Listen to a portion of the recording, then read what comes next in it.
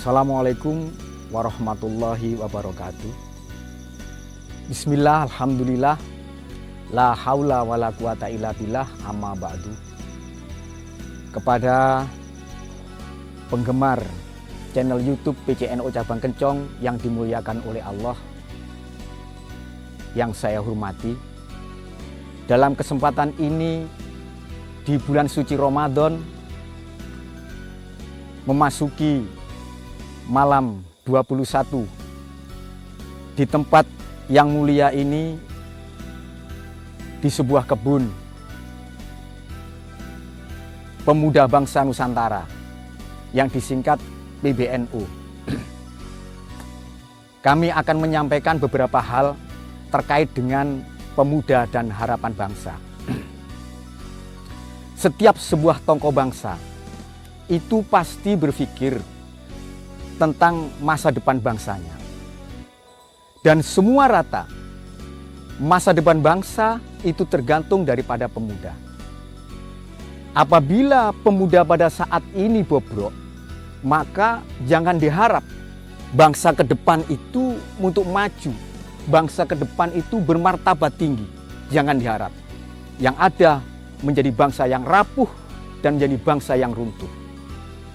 Tapi kalau pemudanya itu berkualitas, maka bisa diharap bangsa ke depan akan menjadi bermartabat, akan menjadi bangsa yang maju, akan menjadi sebuah bangsa yang diridhoi oleh Allah, yaitu bangsa baldatun thayyibatun warobun ghafur.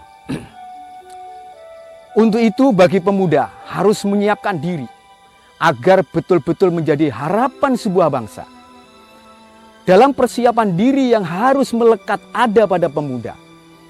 Sebagaimana apa yang disampaikan oleh Imam Syafi'i mengatakan hayatul fata wallahi bil ilmi wattuqa idza lam yakuna la'tibaron lidatihi.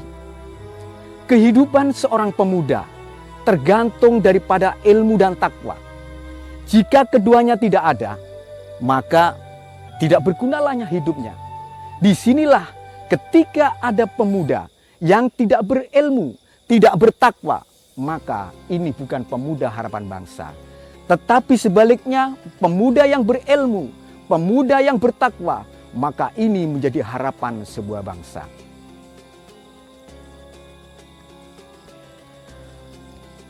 Untuk mewujudkan sebuah pemuda, seorang pemuda harapan bangsa yang di dalamnya itu, di kepribadian itu melekat keilmuan dan ketakwaan, maka ada 3 hal yang harus dipersiapkan.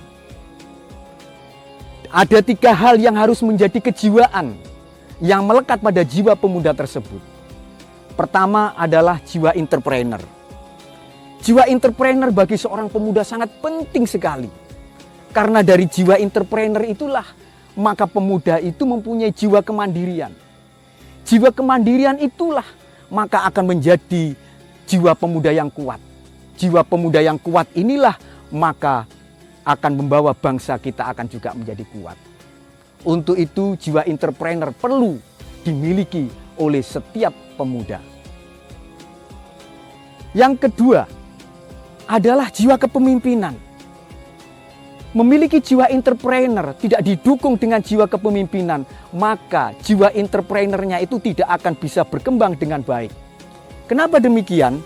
Karena jiwa kepemimpinan itulah yang akan bisa mengantarkan pengembangan jiwa entrepreneur. Karena dengan kepemimpinan akan memiliki pemikiran yang visioner. Seorang pemimpin, apa yang dilakukan sekarang bukan hanya untuk kepentingan sekarang, tapi akan menjangkau untuk kepentingan yang akan datang. Bahkan 100 tahun kemudian bisa diprediksi dengan perbuatan yang sekarang. Itulah jiwa-jiwa pemimpin. Salah satu jiwa pemimpin, semangat berjuang. Ketika berjuang, siap untuk berkorban. Bukan berjuang untuk mendapatkan kemenangan dan keenaan, tapi berjuang untuk siap untuk berkorban. Itu adalah jiwa kepemimpinan. Ketika jiwa entrepreneur dan jiwa kepemimpinan menjadi satu, ibarat 2 mata pisau yang sangat tajam, dan ini ketika dimiliki oleh seorang pemuda, pemuda ini akan betul-betul menjadi harapan bangsa. Selanjutnya yang harus melekat dalam jiwa pemuda yang ketiga adalah yaitu jiwa agama. Jadi seorang pemuda itu harus memiliki jiwa keagamaan.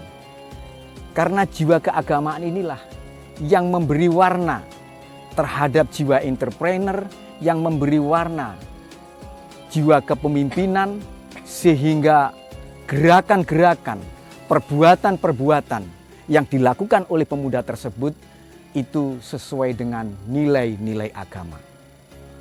Dengan ini insya Allah, maka pemuda ini akan menjadi pemuda yang banyak memberikan rahmat, sehingga menjadi manusia yang disebut dengan manusia rahmatan lil alamin. Pemuda inilah yang betul-betul akan menjadi harapan sebuah bangsa. Mudah-mudahan kita sebagai warga NU akan dihadirkan, akan diberi anak-anak pemuda-pemuda yang masuk pada dirinya sebuah keilmuan dan sebuah ketakwaan. Yang merasuk pada jiwanya yaitu jiwa entrepreneur, jiwa kepemimpinan dan jiwa agama. Dengan demikian bukan saja NU menjadi jaya, tapi bangsa kita, bangsa Indonesia akan menjadi jaya dan akan menjadi sebuah bangsa yang mendapatkan ridho dari Allah dengan sebutan baldatun thayyibatun warobun ghafur.